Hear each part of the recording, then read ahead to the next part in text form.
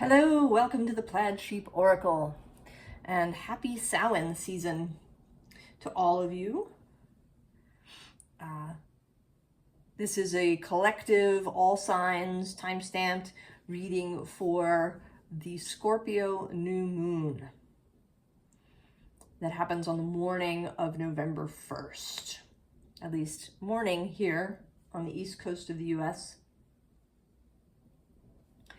If you haven't watched one of these before, I have picked cards for all the signs. They're in piles. I have not looked at them. And I'm going to do a little collective reading for us first. That's all the underlyings that are left after shuffling. So, Scorpio. Lots of feelings around that. Just that word, I think, conjures up all kinds of things. And the decks chose to be in order so that the Deep, Dark, Dangerous Oracle was last, and therefore is face up here with its snake showing. We are in the Northern Hemisphere heading into the darker days.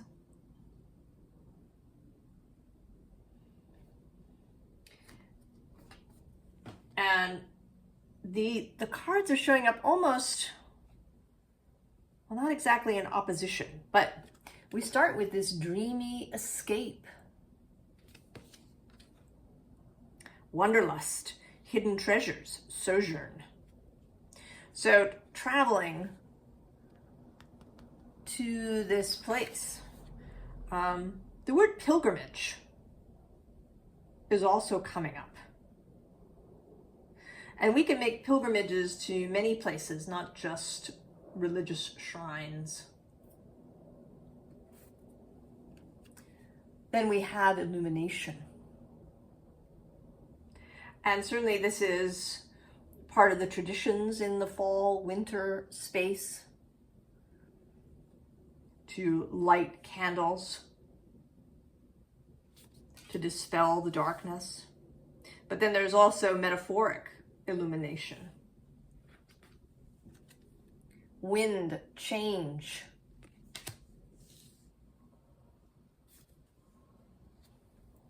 Alchemy. This is the Temperance card in this deck. The Two of Swords.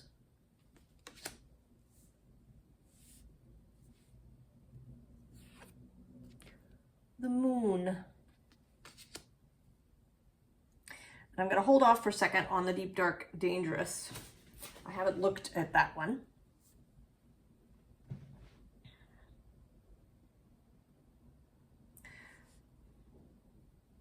So we're headed on a journey. A journey that may bring illumination and change and alchemy. And what's interesting about this particular Two of Swords card is you see there's this sort of mannequin figure here in the front, and then the real person is behind. So perhaps hidden motivations. Also that there is a deeper part of ourselves that really can help us make decisions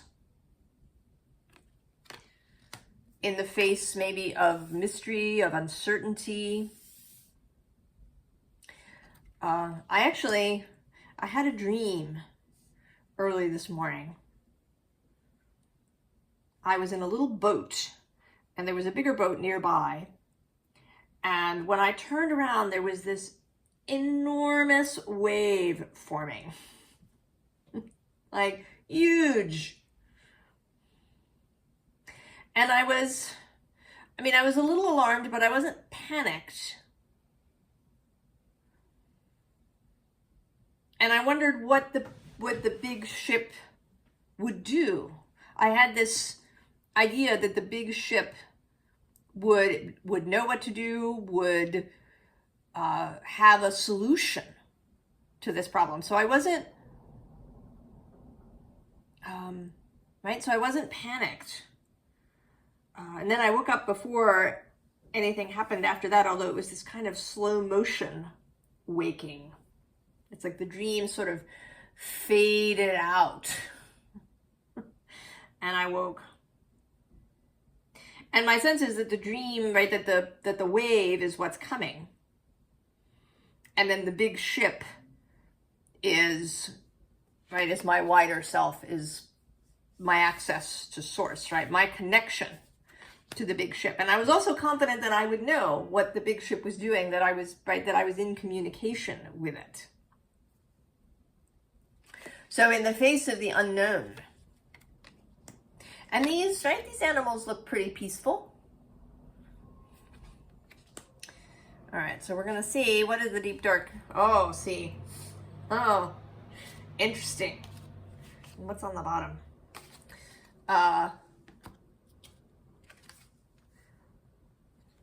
So there's this Erinyes card which says vengeance. The Erinyes are the Furies. But what's mostly coming through is this open posture that she's got going here. That she has opened her arms to receive. It's as if she's, right, she's stepped out from behind this mannequin and fully opened herself up to receive.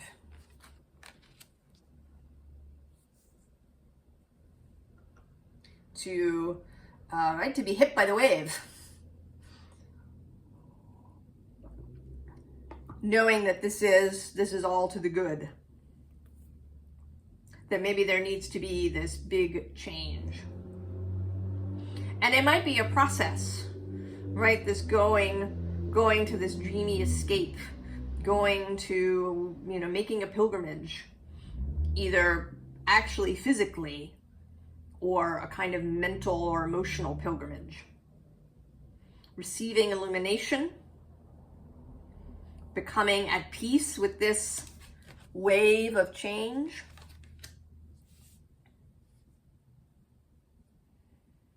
Right, the alchemy, the right, the solve, the calcination, where everything is completely reduced and then is revived into the new thing. And to be open to all of that.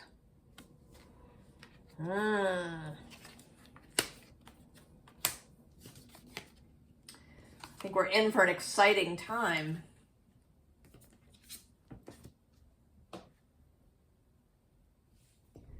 We begin now. Oh, I should say, maybe, because you probably can't see him on camera, I was inspired to add this figure to the reading. He's a horse that I've had since I was a little child. And I'm not sure why he's here. We'll see. Aries. First, as always, the way we like it. Oh, the mountain. Obstacles ahead, overcoming fear, perseverance. The soul journey, pilgrimage.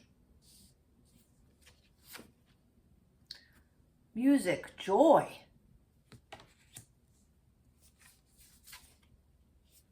Oh, there you are, the Emperor.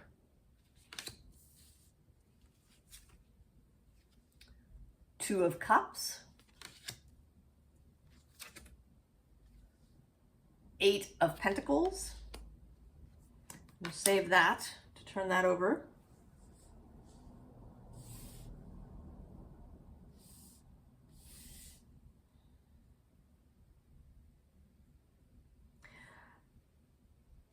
I want to say that you're really going to embrace change and growth. That you're really going to embrace this mountain.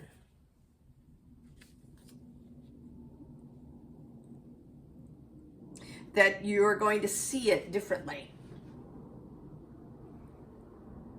You know, it's interesting because it looks like a mountain, but the mountain is actually empty space, right? It's or it could be empty space.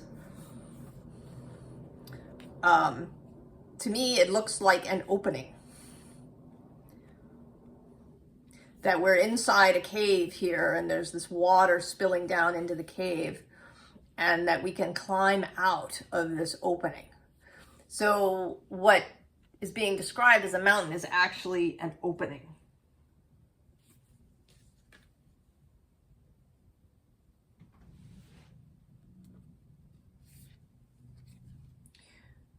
And that this is part of the soul journey, discovering that what we think is a mountain is really an opening. That maybe where we've conjured obstacles, there will now be openings. And Aries we can sometimes conjure obstacles for ourselves if we feel like the going's gotten too easy.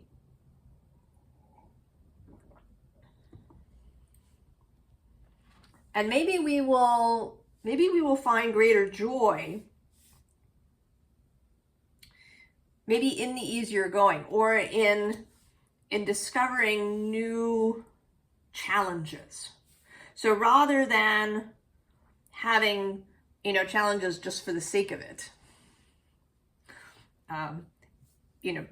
energetically inviting in obstacles and difficulties that we can then overcome, is being more mindful about that, choosing our obstacles, right? The Emperor only engages with those things that are his. And he's also very happy to delegate. He's a leader, not a micromanager.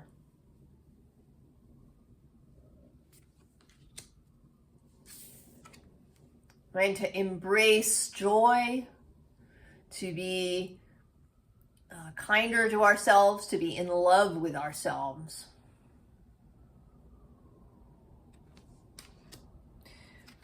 And that makes the Eight of Pentacles much more joyful.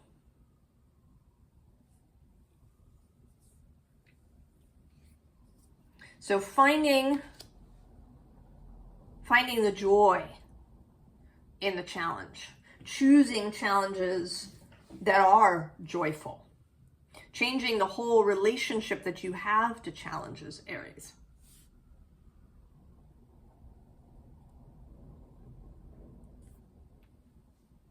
Being proactive about which challenge you engage with, that you don't have to, butt heads with everything. Final card from the Deep, Dark, Dangerous Oracle. The Myrmidon. With discipline.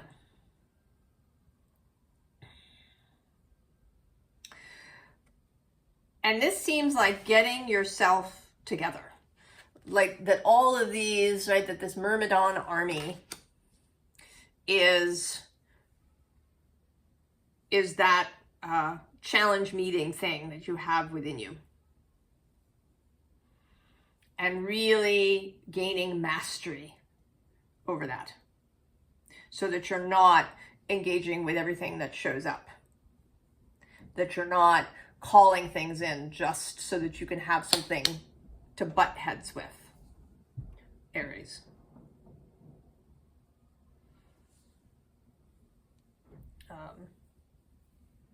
Releasing that need to butt heads with everything.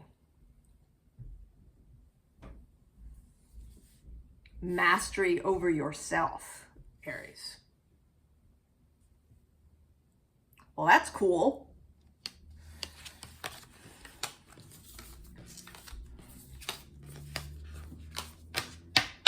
I could definitely do with some of that. Taurus.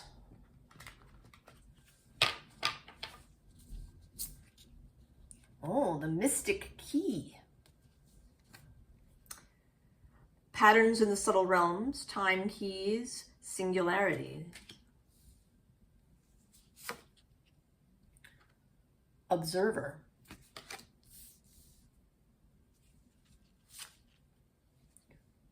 Lake. Which also says depth. The Three of Cups. Abundance.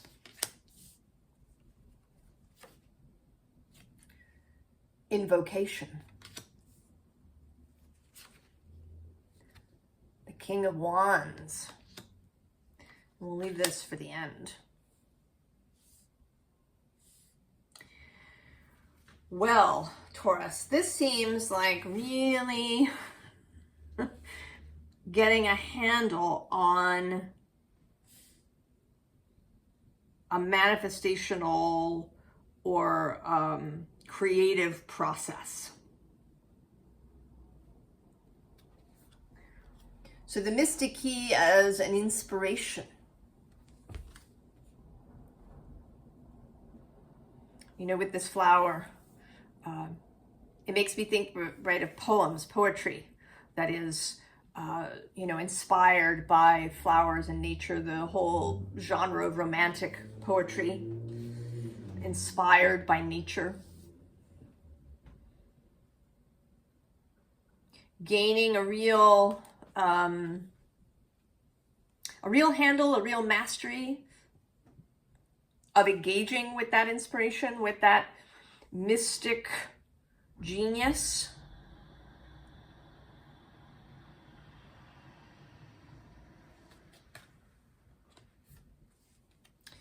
And then with both this observer and this lake depth of really taking your time. Now, certainly this this fits with Taurus. Taurus does know how to take its time. But sometimes, we don't tend to think of Taurus as impulsive, but, you know, bulls can go from standing to charging in a very quick period of time. So sometimes, and it may be that in the past maybe it's not so much about acting precipitously, but about maybe getting up in your head or getting concerned about how something is going to happen, or getting caught up in details, or in, you know, kind of in practical considerations, logistical things, right? How is this going to happen? And this feels like learning to sit with it. You know, to take this inspiration and really sit with it and look at it from different angles. Really observe how it makes you feel.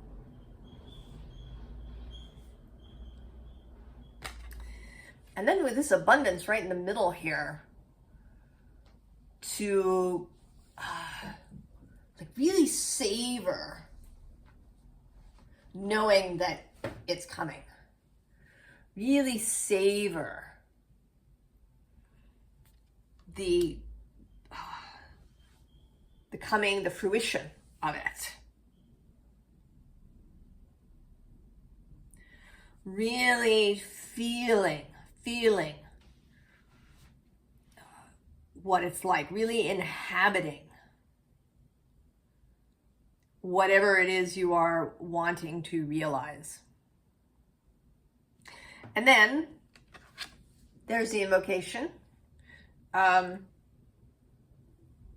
kind of energetic movement, the excitement, the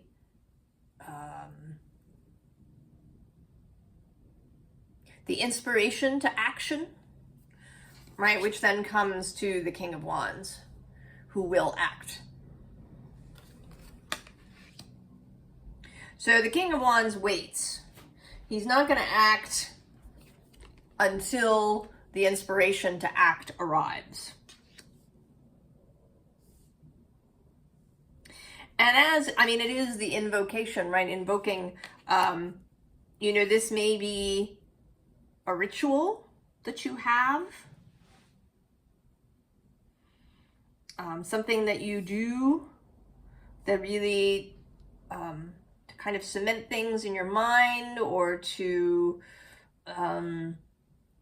maybe to open your mind so that you know when that, right? You can feel the inspiration arrive, right? You're invoking the inspiration to act. Taurus. It may be that there's something in particular, perhaps, that you might do around this new moon that will come to fruition, or, maybe the inspiration will arrive at the Taurus full moon, which is November 17th. Just around sunset here in this time zone.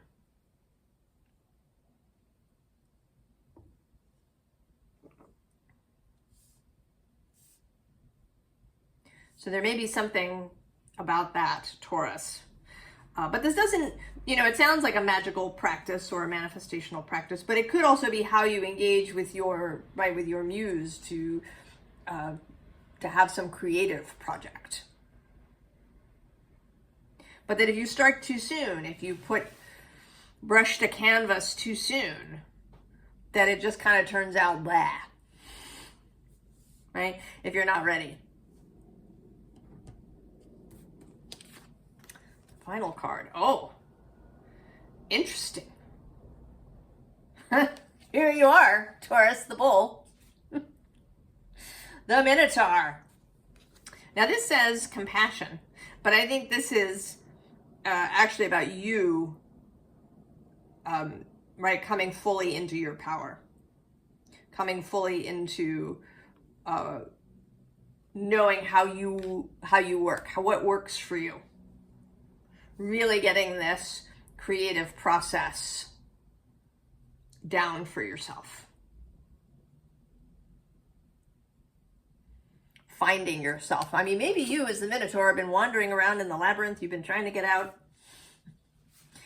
You really have no interest in hanging around and waiting for the virgins to show up. You just want to, go and do your thing. And you've been wandering around in the labyrinth. And now you've figured it out.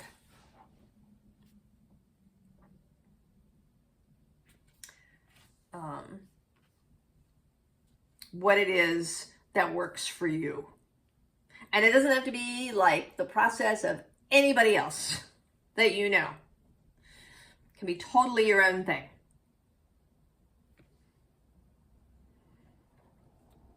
And that there is, right, the initial inspiration, the time spent, however long that is, really observing and getting into it. The belief process, the enjoyment process, and then this invocation of inspiration to act. Oh, Taurus. I hope you've got something really exciting in mind that will come. Oh, look, and see, it's the 17th. So it might be, perhaps,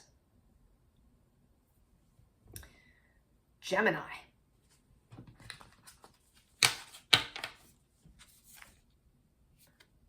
Heart activation. Self-love, following your bliss, restoration. Ambition.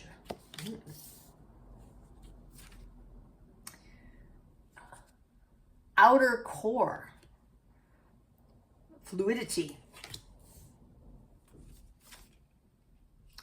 Nine of Cups, happiness.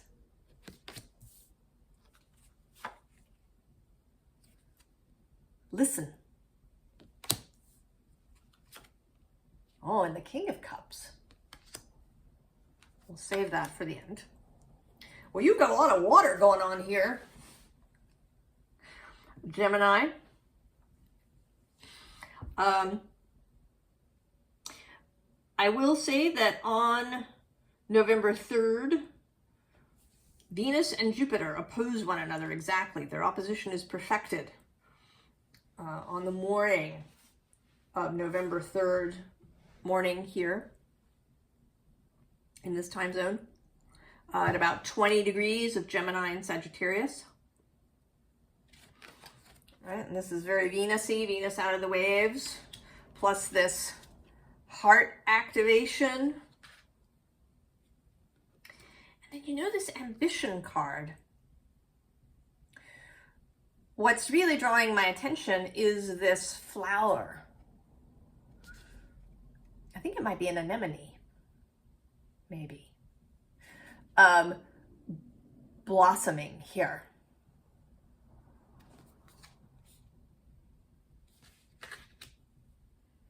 And then, of course, happiness. And this King of Cups.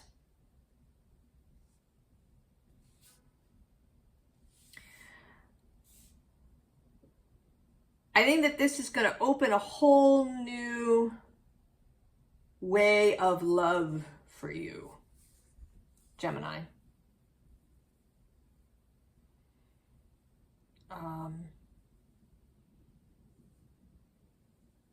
And I think it's going to start internally, right? How you love yourself, how you engage with love as an idea, how love turns up in your life.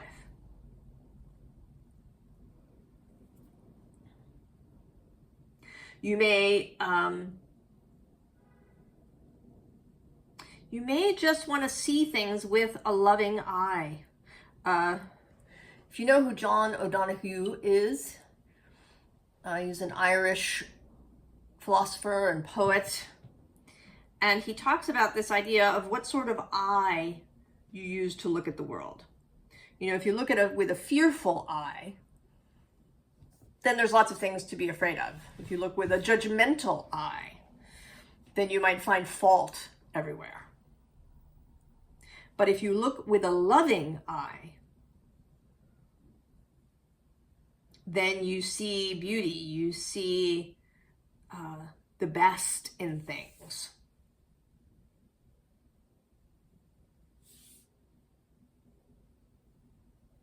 And it may be, maybe that you're tired of being judgmental, tired of looking for fault, tired of looking for danger, right? It's just exhausting. And that you are changing the way that you engage with the world. That you are opening your heart. That you are looking for flowers, that this flower is blossoming in your mind.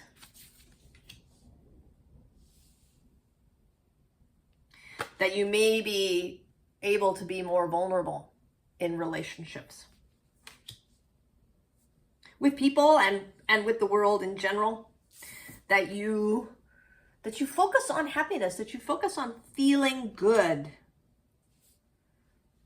That you reject thoughts and thinking and beliefs that are draining. That you really learn how to listen to other people, to the sound of the wind in the trees, to the beating of your own heart.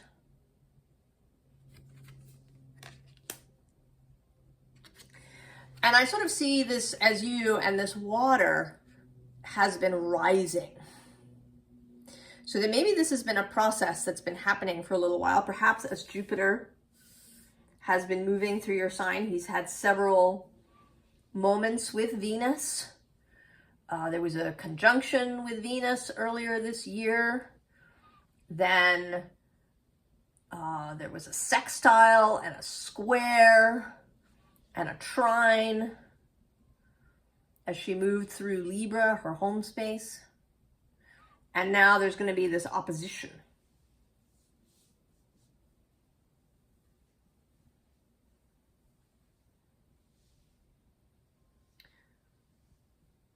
So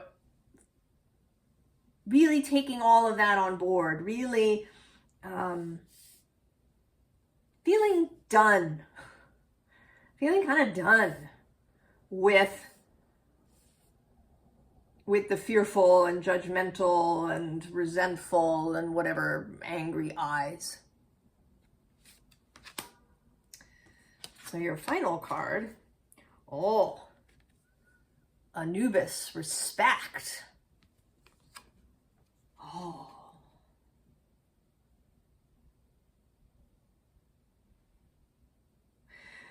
This actually makes me think of the process for the dead here. In in the Egyptian underworld, that you would go and your heart would be weighed against a feather of Ma'at, who was this embodiment of natural justice, right, of natural balance. And you wanted this, right, this light heart, light-heartedness, and maybe having respect, I don't know, respect for yourself, so that you don't expose yourself to things that just make you feel awful, maybe foods that make you feel awful, and to have a respect for others and for their experience. Oh, Gemini. Heart opening.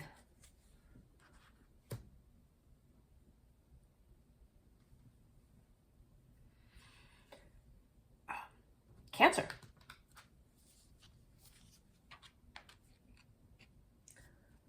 Spiral of incarnation. Past lives, soul blueprint, karmic patterns. And that's a waxing moon there in the background. Subconscious. East, beginnings.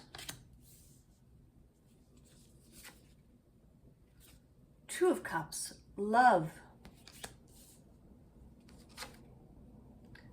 Six of Cups.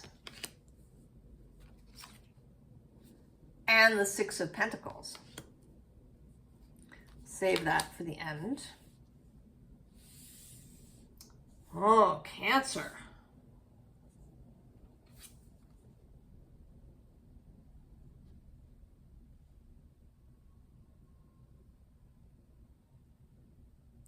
You know, she looks rather sad here as she's examining what this is in her palm. I'm not sure what is in her palm.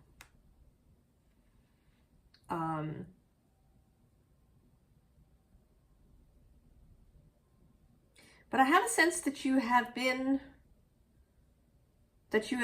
sad. That maybe you had a period of despair, even.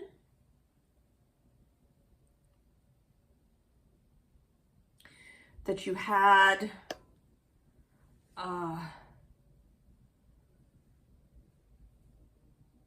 you know, a sense maybe of wanting to just sink into this pool in a way.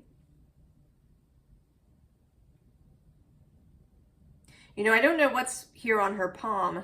I haven't looked in the guidebook. But I imagine sort of like that she's gazing at her own heart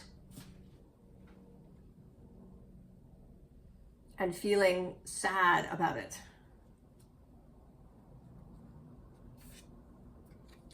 But then there's this subconscious card. And what this feels like is something moving, right? That this octopus is moving. We have another moon back here. That something that was deep within you has woken, Cancer, or is waking.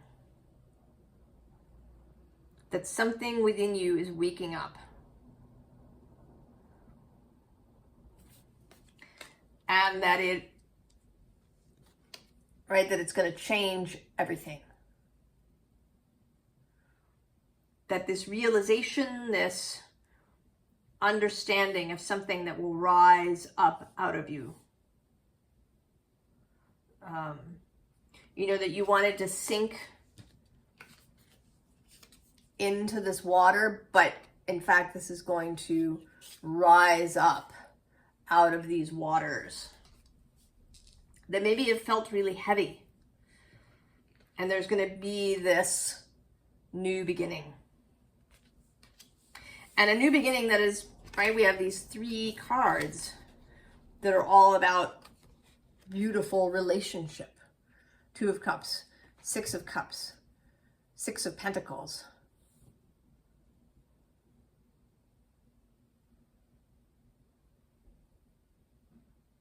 And I think, the 2 of Cups, right, love, romantic love, just love with another person. And then this particular 6 of Cups always seems to me a connection with your own soul, right? This is your twin. You ready to get together and make mischief?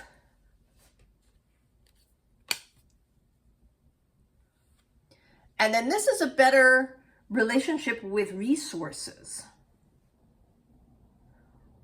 That you accept when people give you things with open gratitude.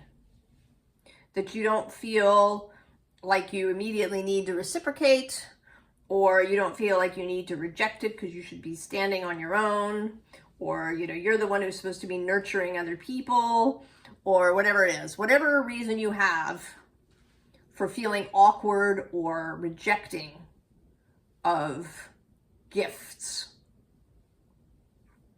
and assistance.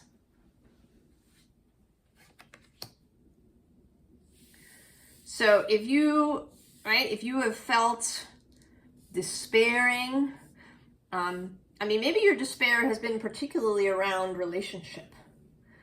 That maybe you just couldn't, maybe you felt drained, or like you just couldn't find a connection that was working, or that you felt alone in any way. Then it seems like this new moon in Scorpio trine your sign is changing your relationship with relationships.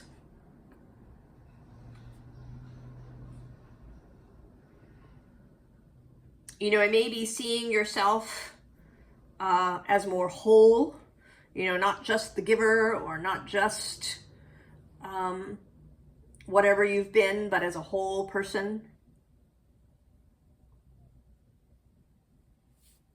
Maybe seeing the ability to be vulnerable, to be open. That does seem to be a thing here. If you watched the intro, we talked about being open to change, but open and perhaps in general. And then your last card. Oh, see?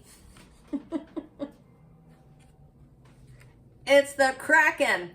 I thought of this card when I saw this one, and there they are together.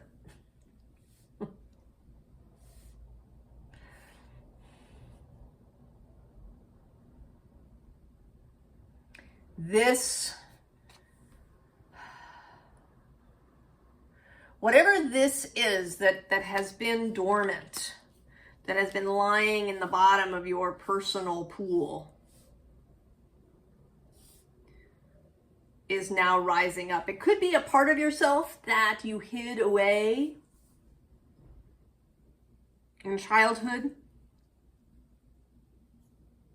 The part of yourself that is open and happy and childlike and loving. That part of you may have hidden it so that it would be safe. And now the time is here. You've gained wisdom and experience.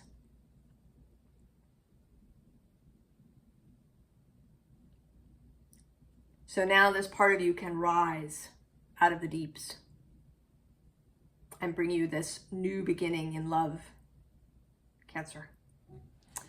Oh, it's beautiful. Cancer.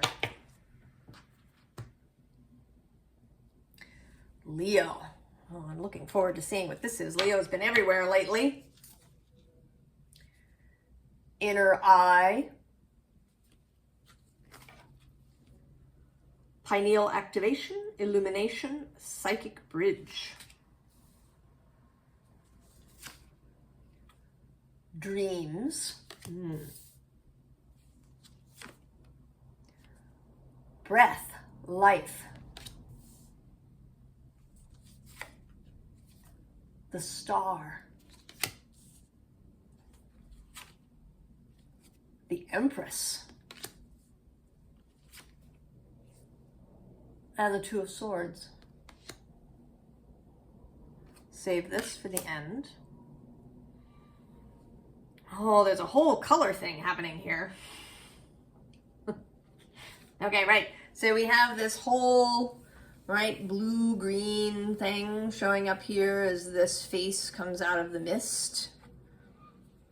And then that forms the background to this Dreams card.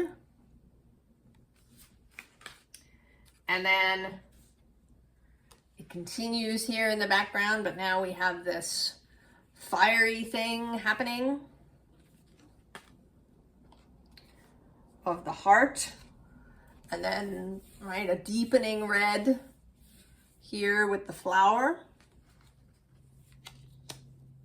And then this final kind of exultant image. This is one of my favorite Empress images.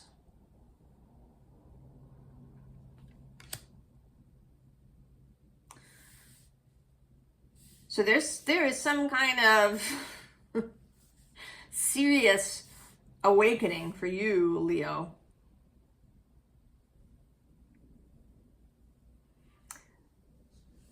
There is some kind of power.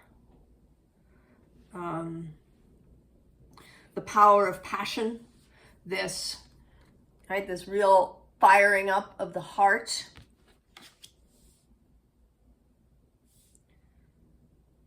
This breath. It's almost, I want to say that you're going to take your first real, full, deep breath that goes all the way into your deepest cells, your deepest self, all the way.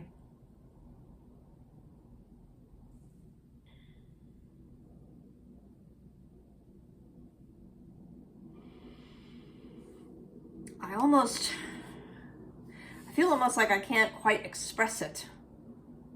I mean, and then we have this star, right? There's pollination happening here in this star.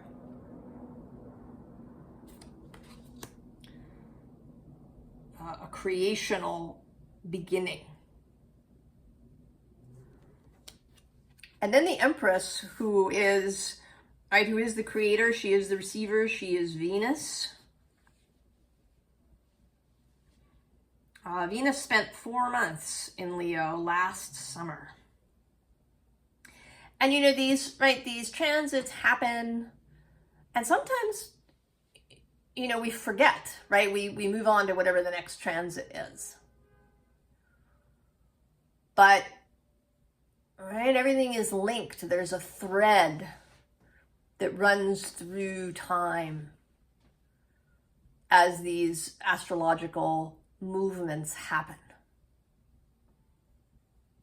So I've really been remembering, feeling this Venus in Leo. What did she leave there in Leo's space? That is now going to be, that has been met by other planets, is about to be met by Mars. He moves into Leo on November 4th and will be there till December 6th when he re-enters Cancer. And then he comes back to Leo, I think, on sometime in April, at the end of April of next year. But this Venus thread that is also creating a Leo thread that seems to be running through everything, this heart-based, here very mystical. Because then we have this Two of Swords. Making decisions from the heart space. Making decisions without seeing, right? Without eyesight. Right? Covering the physical senses. Because maybe they distract from that inner knowing. Really focusing on the inner knowing, on the intuitive knowing in order to make decisions. Heart-based, Empress Venusian knowing.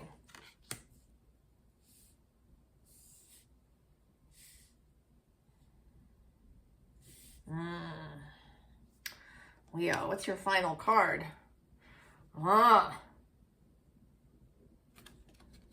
Sharon. Now this says reciprocity, but forget that.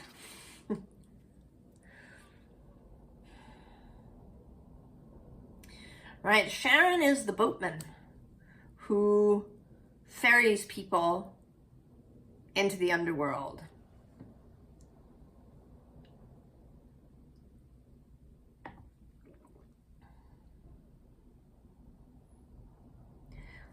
Maybe he also ferries people back.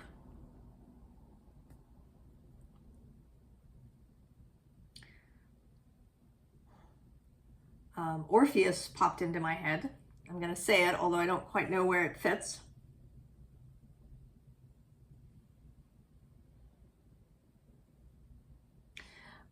And I want to say that you're forming a relationship with Sharon. That you're kind of making a partnership, making a relationship so that you can travel back and forth to the underworld and to the real world without difficulty. This is a very mystical thing here, Leo. I sort of feel like I can't really express it properly in words, what is happening to you. That maybe you are becoming a mystic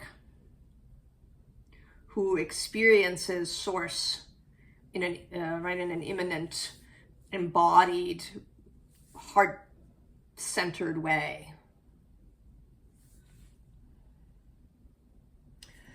Well, we're gonna have to keep an eye on you, Leo.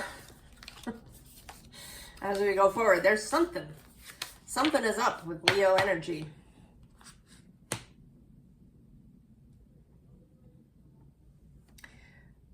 Virgo.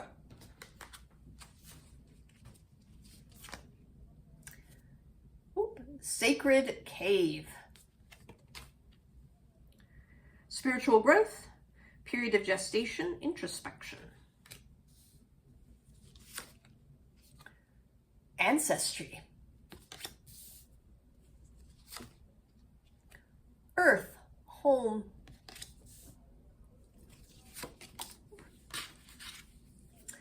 Six of Swords earns success.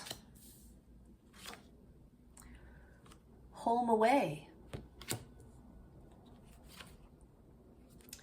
The King of Pentacles.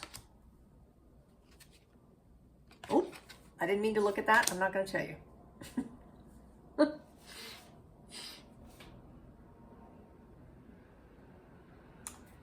Virgo. Well, this kind of goes along with your last full reading. That there is a maturing, a growing wisdom for you, Virgo, that you are growing into a real wholeness of yourself.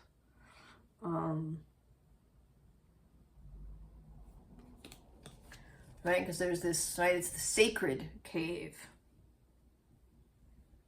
That you are embracing the sacred aspect of Virgo. We often talk about Virgo as this kind of daily mundane energy, right? People associated with the sixth house, which is about, you know, daily work, the things we do every day, our routines, our health.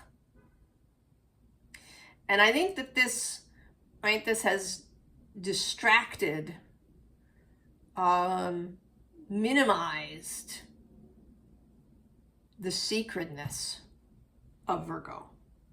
Virgo's connection to source. The high priestess aspect, right? The hermit, actually, aspect of Virgo. And then here with ancestry,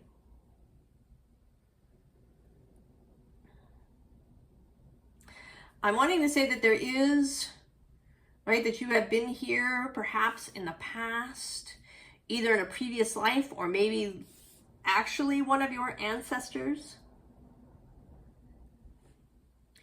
was a spiritual leader, a priest, a priestess, a hierophant, an oracle, you know, a druid, a shaman. And that line is now coming through, right? That you are coming home to your full self. And that there is a mental journey that needs to be taken here. That you may need to have some sort of real shift in your own thinking to embrace these ideas. To embrace the idea that you are a mystic, that you are, you know, this sacred opening almost for other people or for the life force. I don't know, I was struggling in Leo's reading to really express what I was feeling. And I'm having a little bit of trouble with you too, and I think it's because these energies are non-physical, they are mystical, they are, you know, they can't be pinned down. And so there is, right, there's a journey to be made on the waves. There's a, there may be things that will be washed away.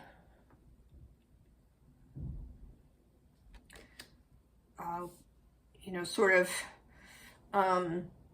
things, even things that you do perhaps on a daily basis. You may find that you don't need to do them anymore. Or maybe you've been doing things for other people. Maybe you help other people to be organized or to be arranged in their lives in some way, and you're going to stop doing that. There may be beliefs that get washed away. But then, right, there's the King of Pentacles. You're usually associated with the Knight, but here you are the King. So reaching this level of maturity and wisdom and understanding. So you're not like the Knight, right? Running around doing things, going back and forth. You are the King, Virgo. So your final card is Hell, Acceptance. So accepting that this is the case. Accepting this other vision of yourself. If you haven't watched the Virgo reading, I would encourage you to do so, because it does expand on this more. But I think this is exciting. I mean, all of these readings are coming through as expansions, as openings, as receivings.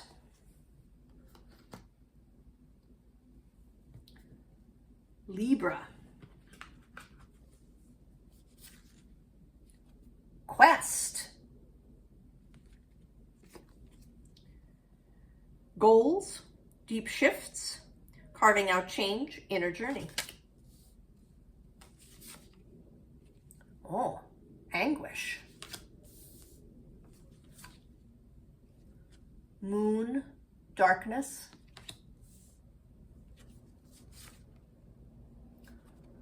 The Knight of Wands. The King of Swords.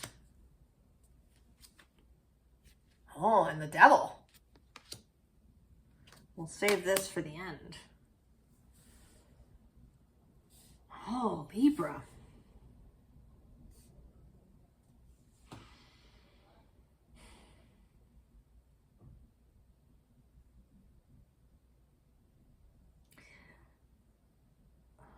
I think that you've been searching for something, Libra.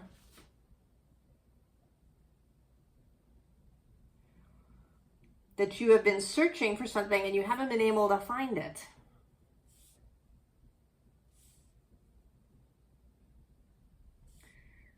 Or you've been looking for answers. Maybe asking lots of questions. Maybe you've been doing your own divining, or you've been, watching lots of readings, or you've been going to people, or maybe you've been searching online for answers about whatever is troubling you.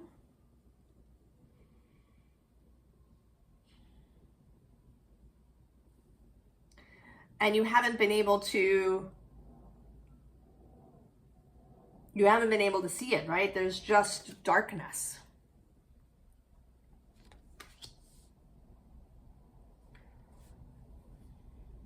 And this feeling, right? She's guarding her heart space.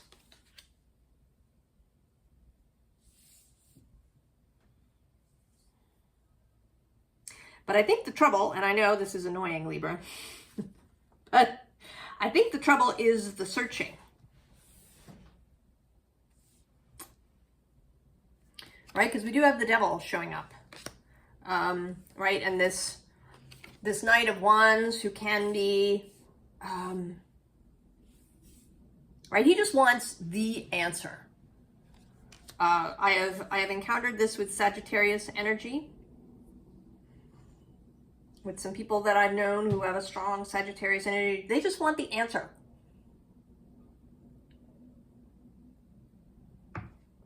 They want it clear. They don't want any nuanced stuff.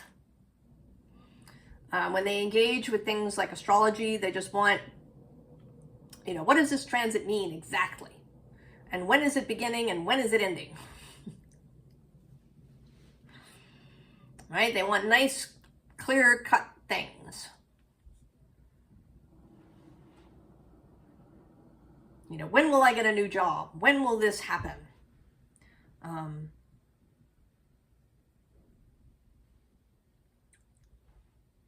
And then the King of Swords, of course, is another energy that might want things, you know, really clear, cut.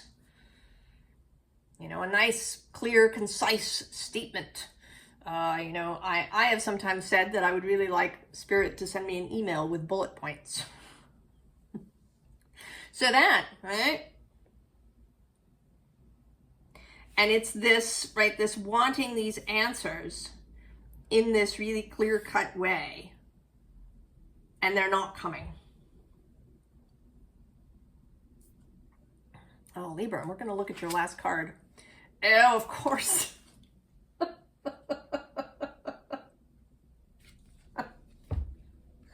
The Sphinx. Now, this has gratification. But, you know, of course, the Sphinx was this guardian, right, who had a question that had to be answered. Right? And it was sort of a mystical question. Right? This gatekeeper energy.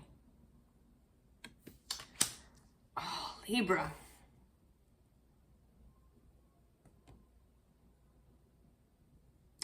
I think that you're not going to get a clear-cut answer to these questions. There is something nuanced happening here. I don't know, can we get a little bit of help for Libra? Well, that's an interesting deck to raise its hand. It's actually kind of a slightly clear-cut. Do we keep that? Yes, we keep that.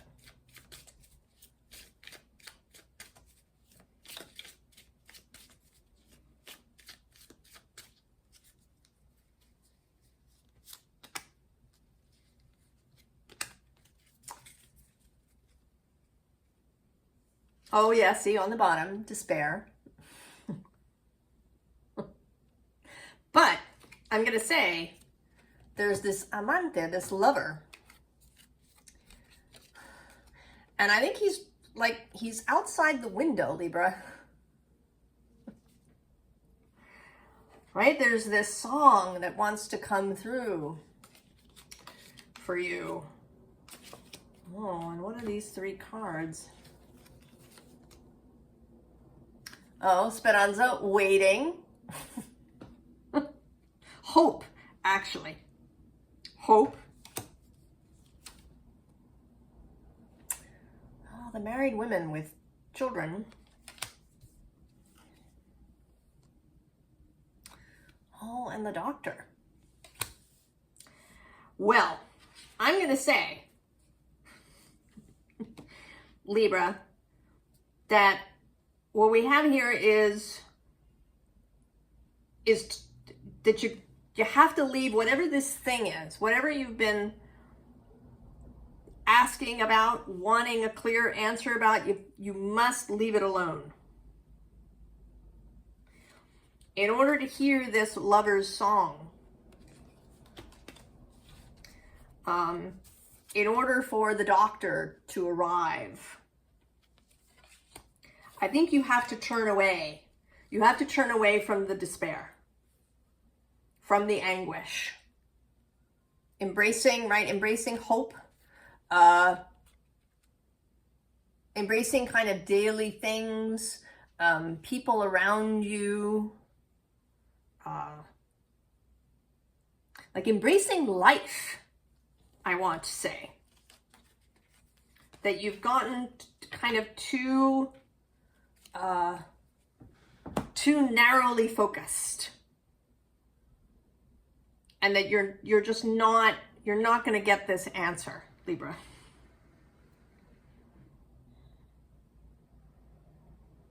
That you need to leave whatever it is alone for a while.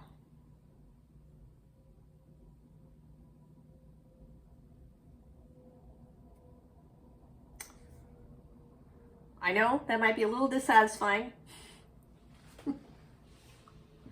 but perhaps we will get more when I do Libra's full reading. Stay tuned. Scorpio. Oh, let's see what you have to say on your new moon. Oh, gentle drift. There is no need to rush. Go with the flow. Trust. Nurture.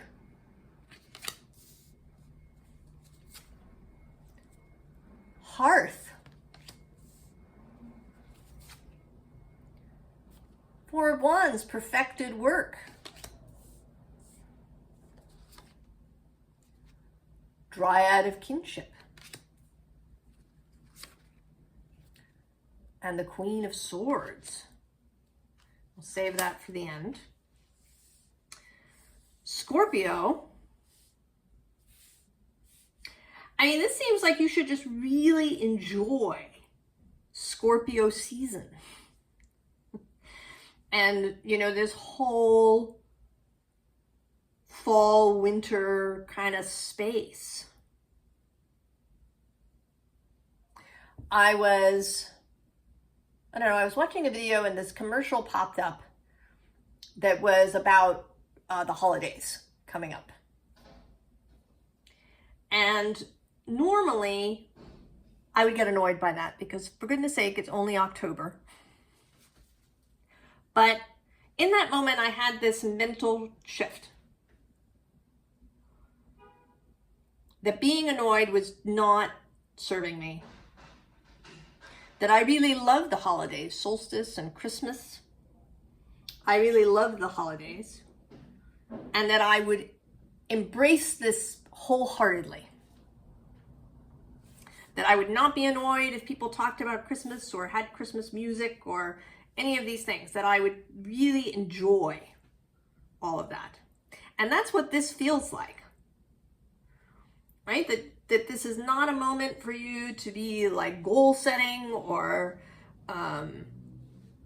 you know, planning your next project or, and not even that you should be, you know, doing shadow work or any of this kind of stuff. In fact, quite the opposite. Just really enjoying yourself.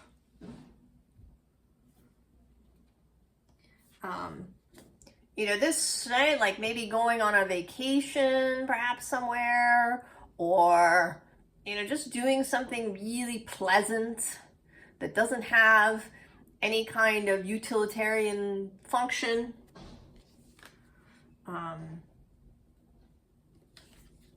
Right, nurturing things, you know, doing whatever nourishes you. You know, going and walking through the woods. If you're here in the fall, like crunching in the leaves, you know, eating apple cider donuts, enjoying Halloween, you know, not concerning yourself with the fact that, you know, you should be doing X, Y, and Z rituals now. Do them if they feel good. Skip them if they don't.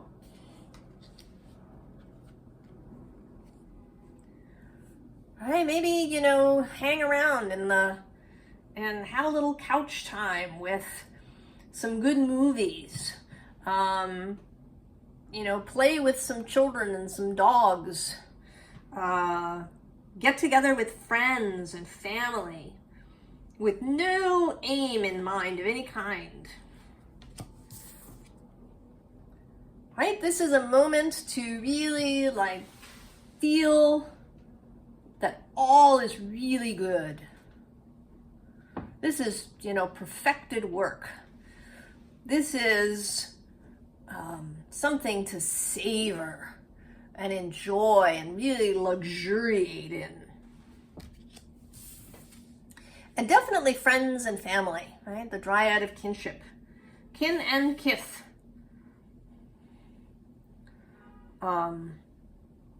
You know, get together with people have fun. Maybe plan some holiday parties.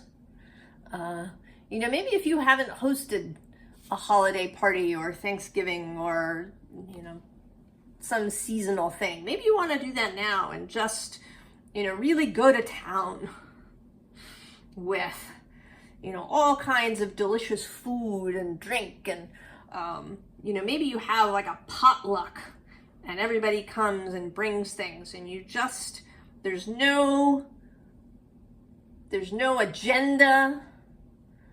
You know, I think that Scorpio can sometimes be that way, right? Right? There needs to be meaning. Right? We need to examine, to plumb the depths. No. Pure, unadulterated, savoring, enjoyment, fun. Right? I want to say this is a recharging. You know, I sort of see her hand is on the sword here. It's like she's plugged into the mains. That she is soaking up all the goodness.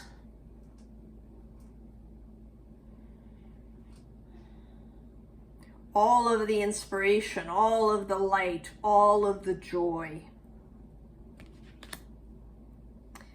What is this last card? Oh,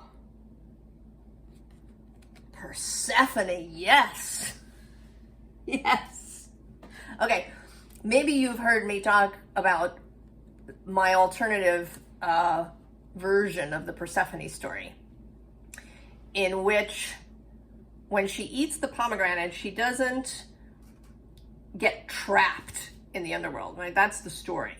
Is she's carried off by Hades, she's trapped down there, she's wandering around, missing her mother and not knowing what to do with herself, and she gets so hungry, she eats the pomegranate seeds, and then she's trapped.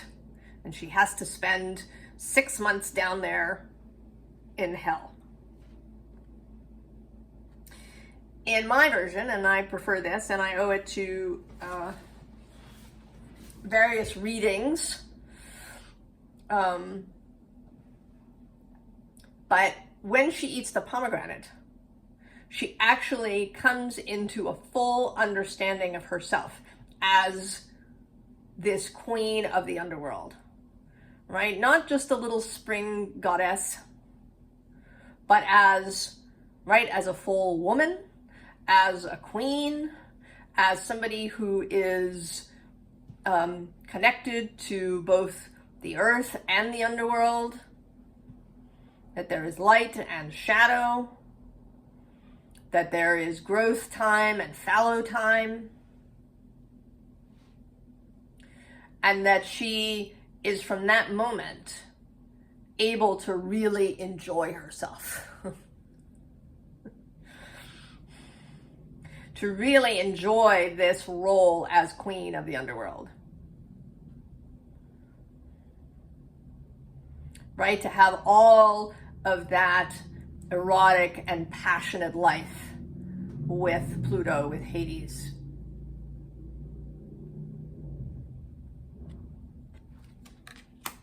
Oh, Scorpio.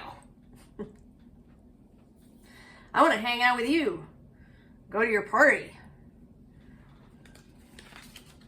I hope that you take this advice and really enjoy these next months.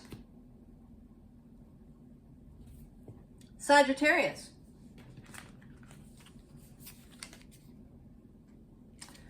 Reflections of time.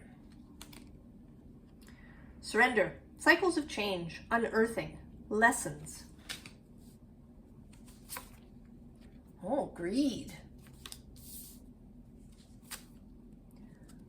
Gravity. Groundedness.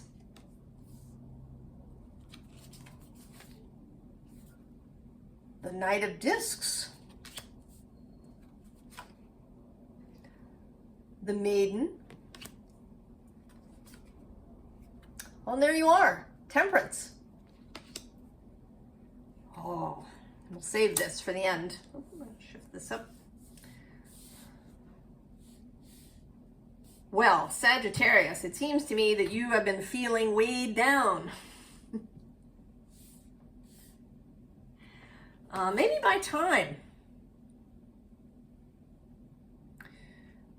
Have you been feeling that time is passing you by, or that you don't have enough time to do everything, or that time just feels really heavy in some way, that you feel right, heaviness in the times that we're passing through?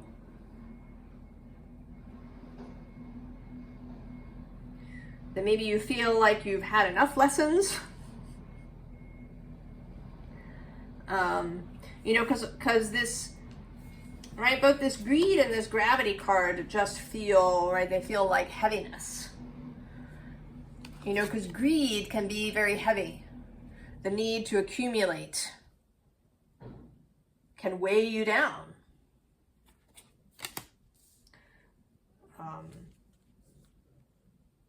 Right? These butterflies are trying to, you know, to sort of lift your head up.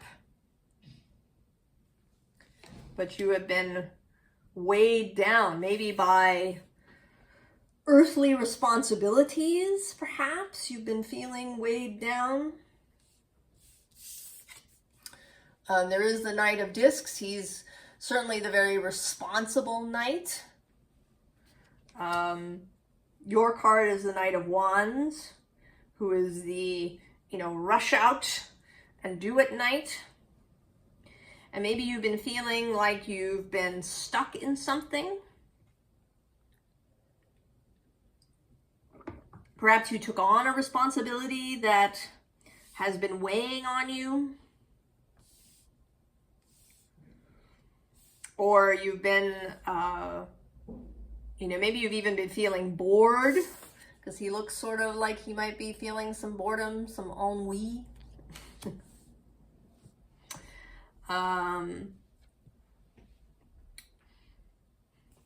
But it seems like with this moon that there is an energy shift to this maiden. That you are going to lift off. That any weightedness you have is going to be overcome.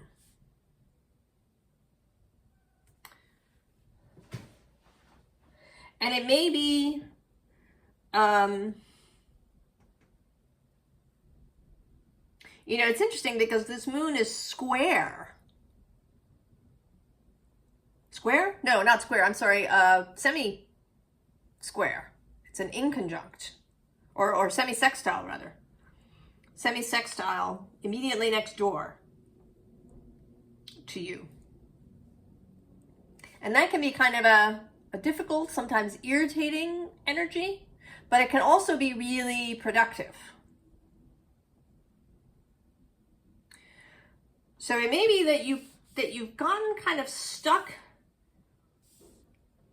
in a mindset where you think that you have all these responsibilities that are too weighty. You know, maybe you took a full-time job. Maybe you've settled somewhere. Maybe you've gotten into a relationship that's, you know, more serious, more permanent feeling.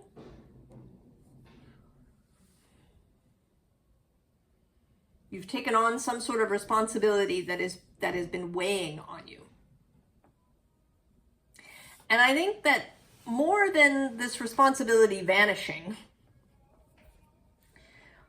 that you're going to see it differently. That rather than experiencing it as a burden, you're going to experience it as something that takes you somewhere. So that in fact, what was the burden is now actually carrying you. That where you thought you were stuck is actually the way out. And the way back to yourself.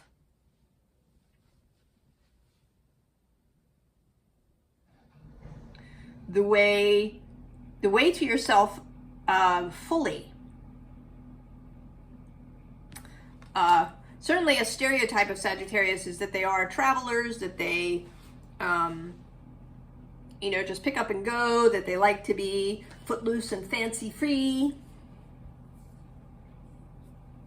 And maybe you have felt that way. Perhaps not necessarily in a traveling way, but maybe you've always been a freelancer, and now you've taken a full-time job, or even, maybe even started a business, and it was suddenly feeling like this giant weight. But I think that there's something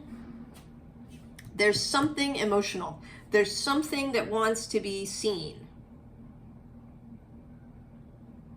That it isn't, right? It's not that this thing is actually weighing you down. There's some, maybe childhood thing, like we want to, like an avoidant attachment kind of energy that wants to be seen, that wants to be revealed. And when that happens, when you see what your actual problem with the situation is, right? What is it that's really the issue? Then this thing is going to take off and will carry you with it, right? You're going to feel a whole new invigoration, right? You're going to really feel like yourself again. Creative and energized. What's your final card? Oh, Jorgenmunder, the world serpent with cycles, the Midgard serpent. Oh, that's interesting. Because he encompasses the world, right? He's kind of like the Ouroboros. And right, what might have been feeling like a restriction, what might have been feeling like something keeping you in, like a border that you couldn't cross, is going to actually take on kind of this magical serpent cycle infinity energy.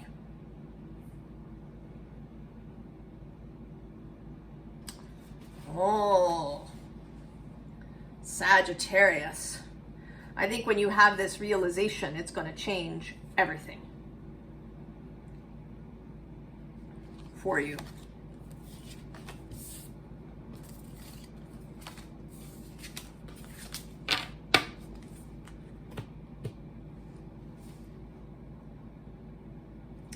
Capricorn.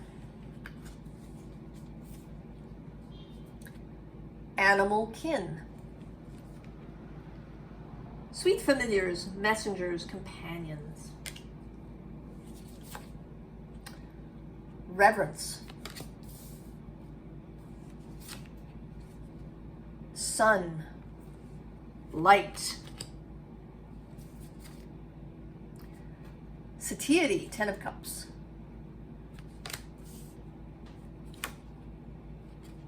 Eight of Pentacles. And 10 of Wands. We'll save that for the end.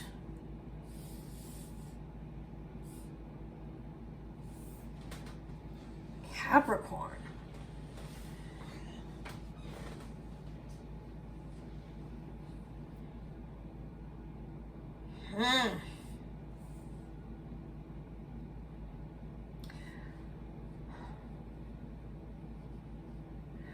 Well, this seems like you, I want to separate them kind of here. this seems like you coming into a whole new relationship with yourself and with reality, actually. Right on this end, I actually want to start over here. We have this Ten of Cups, right? Satiety, feeling sated. And then this Eight of Pentacles, and she often looks bored to me, right? She's doing this embroidery here, but she kind of looks bored. And then, of course, the Ten of Wands. That in the past, perhaps you felt burdened, maybe burdened by your responsibilities, that you felt like you've taken things on because you thought you should, because you needed to be responsible, because you needed to be the breadwinner, because you needed to be successful, because you needed to achieve.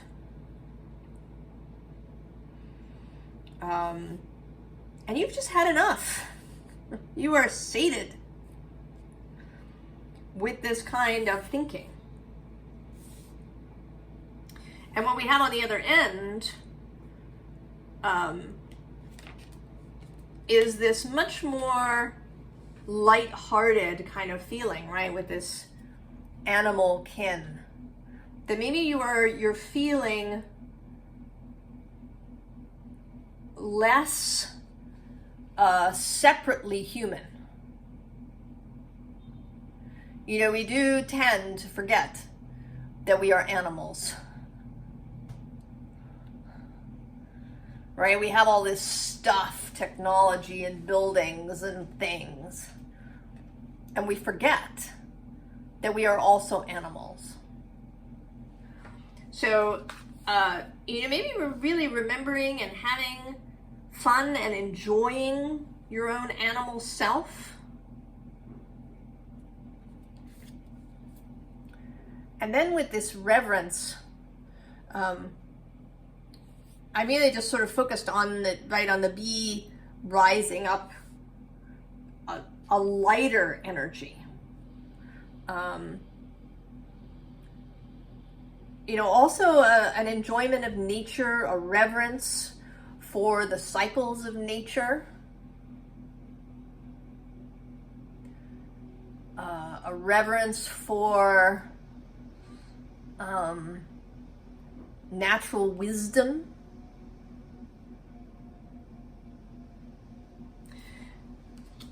And through, I mean, before we are quite out of Scorpio season, Pluto is going to move into Aquarius. And we tend to think of Aquarius as technology.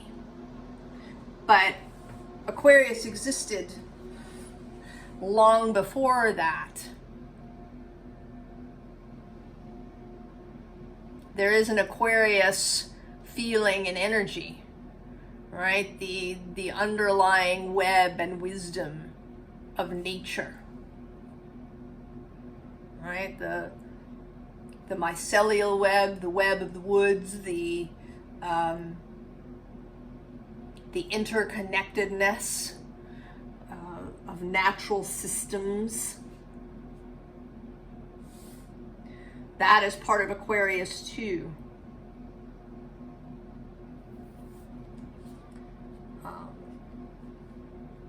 Right? This feels like seeing the light. Seeing your own interconnectedness, seeing that, you know, not everything is the human system, the human world. That there's a great deal outside of that and that you are part of it.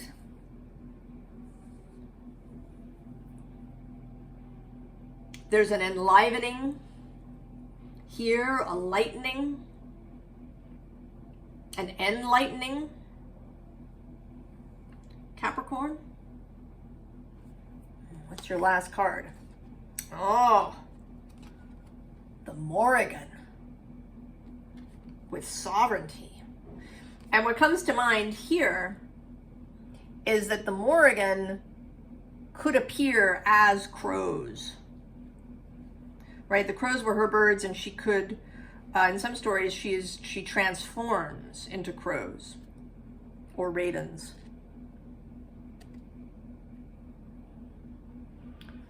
Right? This intimate connection with the natural world.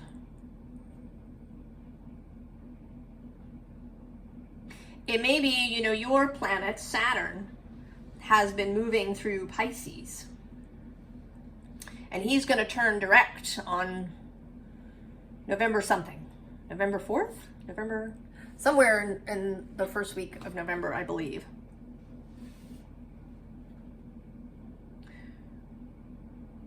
You know, and Pisces is certainly an energy of blurring borders. Blurring the borders between yourself and nature. Capricorn. I don't know, this may result in a whole other relationship with your body. You may start eating differently. You may start sleeping differently.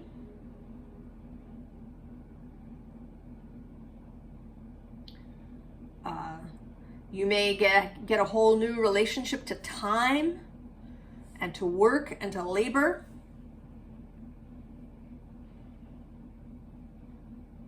Oh, it's exciting, Capricorn.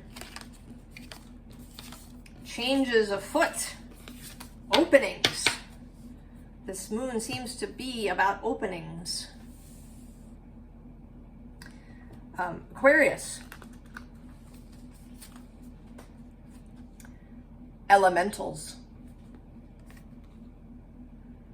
Dreamland lore. Otherworld. Earth spirits. Insight.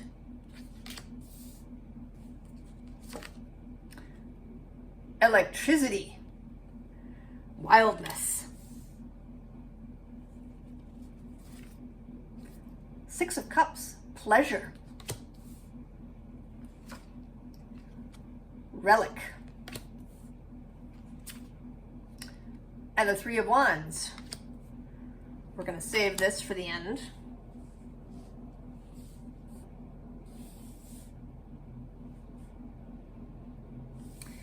Well, you, Aquarius, are receiving, right? You're receiving some sort of insight, some sort of idea, something that is going to take you in a whole new direction. And it may be that you get it from another person.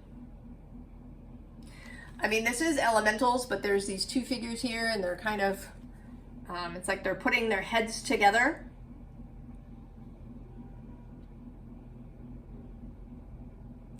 So it may be that you are either going to meet somebody new, or that somebody that you know. And I think that this is somebody that you know, and not, you know, just reading something or seeing something. Because these two people are in the same space. That this person is going to bring you some information, going to share an idea, that's going to be an insight.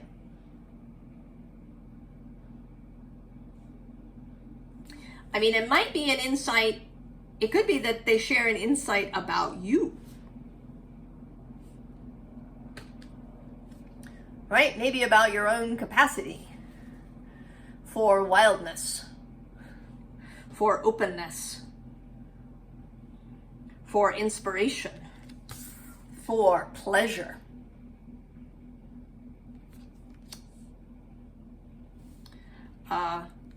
This card often feels like a new commitment to me. You know, leaving something behind, passing through this gate.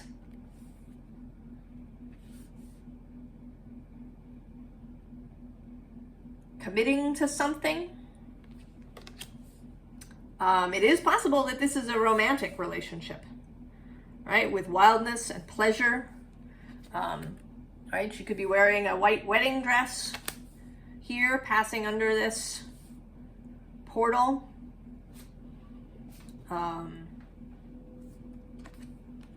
Right? And then there's Three of Wands, a passionate beginning. The Two of Wands is usually, right, the making of a decision, the making of a choice, looking out into what one wants. And then the Three of Wands implies that another person has arrived. There's a collaboration that is going to be happening.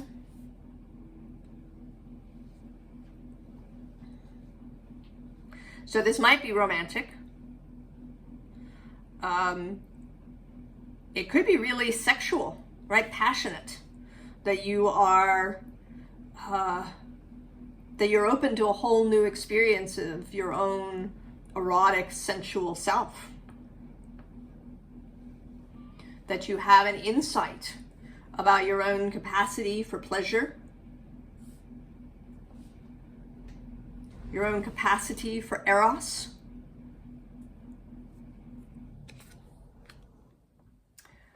Oh, interesting. The final card here is the Eos-She disconnection. So yeah, that there is, you're coming to an end, right? So they're facing each other. That you're coming to an end of disconnection.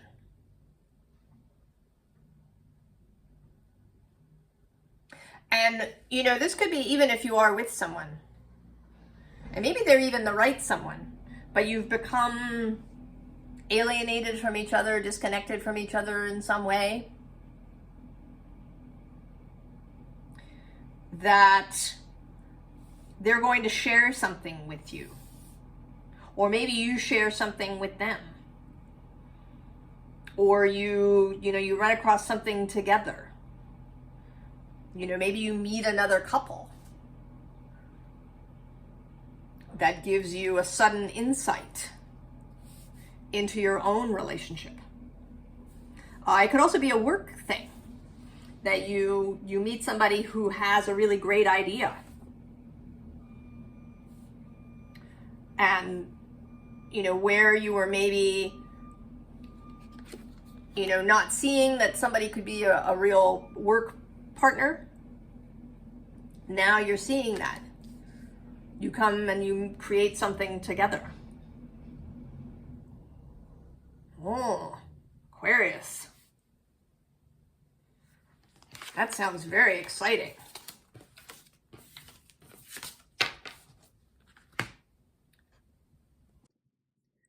Pisces.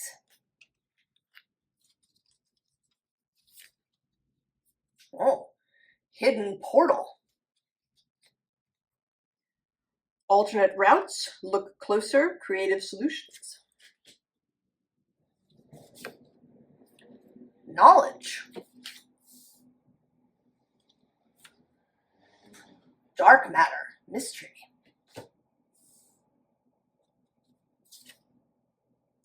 Root of the powers of the earth, the Ace of Pentacles. The path. And death. I was wondering if it would come out, and here it is. With you, Pisces, naturally. I'm kind of liking this. There's a whole color thing happening here. Particularly with these two, right? It's the knowledge is in this hidden portal.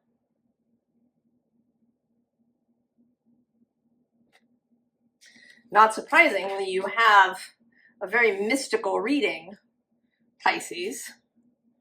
And I want to say that this hidden portal is accessed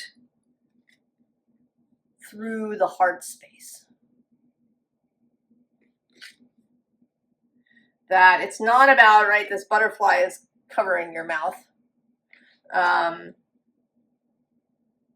You know, it's not necessarily about saying things or communicating things or, right,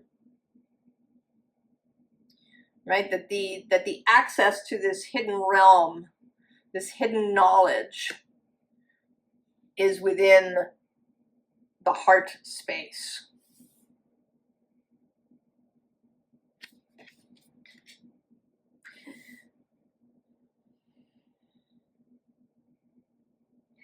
And that it is creational knowledge. You know, this root of the powers of the earth feels like some sort of mystic object, or, you know, almost like the Philosopher's Stone, or the ability that you gain a new ability,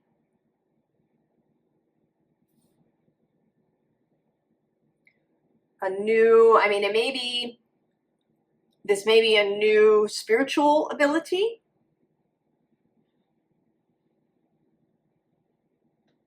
that you didn't have before, or a new understanding of creation. It could also be a new ability in your profession, that you know, you suddenly gain a whole new vitality or understanding there that you didn't have before, right? Like gaining access to,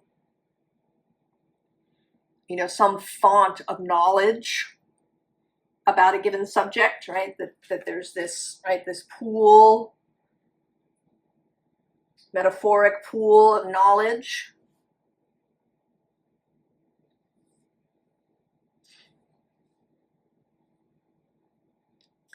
And that this is only the beginning. That when you figure out or see, and then maybe this, right, this new moon and this season between this new moon and the next, on December 1st, gives you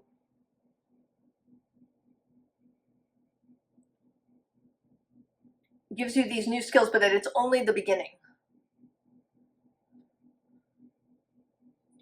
That once you have this, you're going to be off on this new pathway.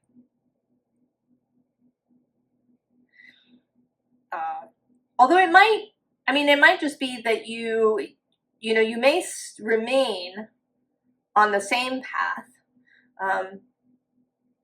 You know, if you are a musician and you suddenly access a whole new font of inspiration and skill, you know, feeling and how you play that really transports people in a way that it didn't before. So you're not on, you know, you're not really switching paths majorly, but it's going to open it up for you. Or it could be that it causes you to make a radical shift. Because we do have death showing up here at the very end.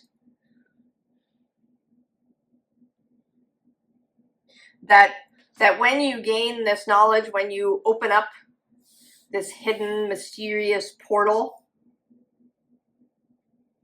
to this font of knowledge, of power, that there is going to be a transformation that goes with that.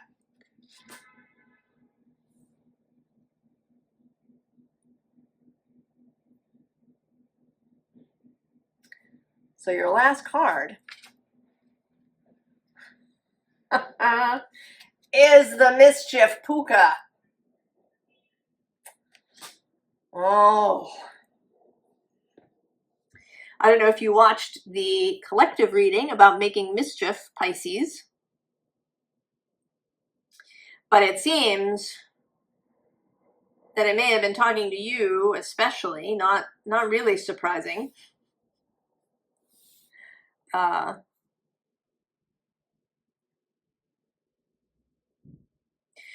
you don't be afraid to go against the grain. You know, and I think that Pisces sometimes, because it is a water sign, often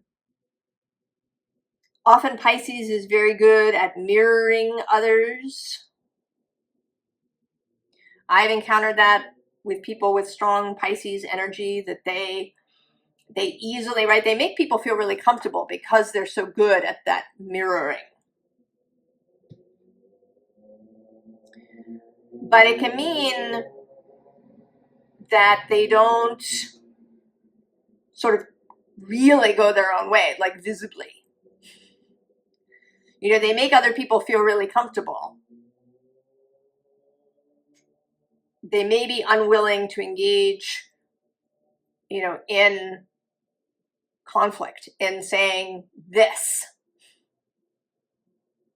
is what I'm doing. Or, this, you know, this making of mischief, which also involves making people uncomfortable.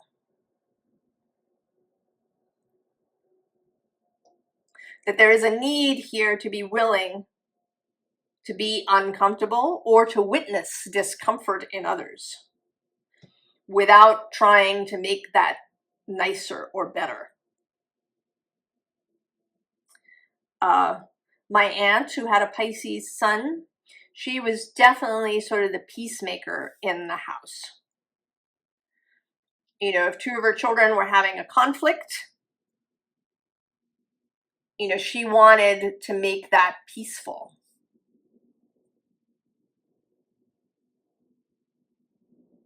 She preferred, you know, sort of softness. She didn't, you know, she didn't engage in conflict, sometimes even to her own detriment.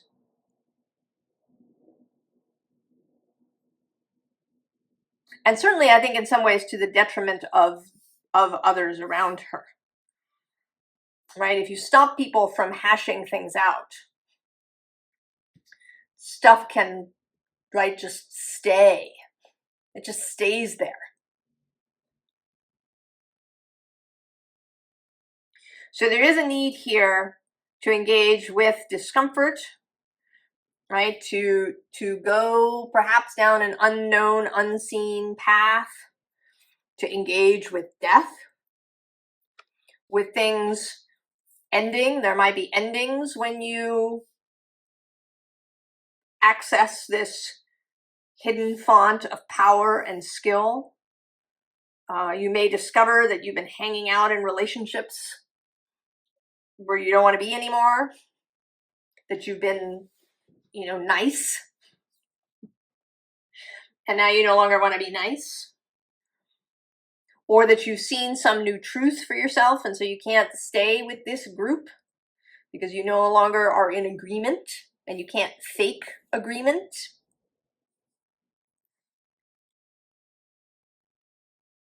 So I think this will be very powerful for you, Pisces.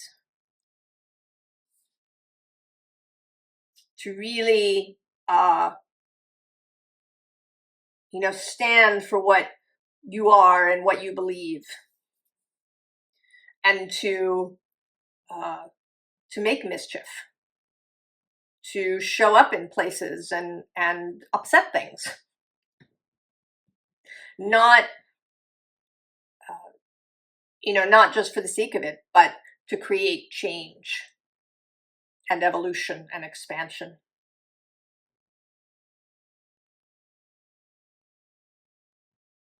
Right? Saturn is about to turn direct in your sign. And he is an absolute source of strength and a container for you so that you can do what you want, what you need.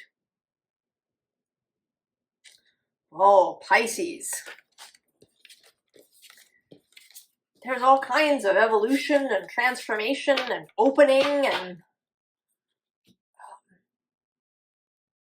beauty in this new moon. And I wish you the very, very best Samhain season. And I will see you next time. So long.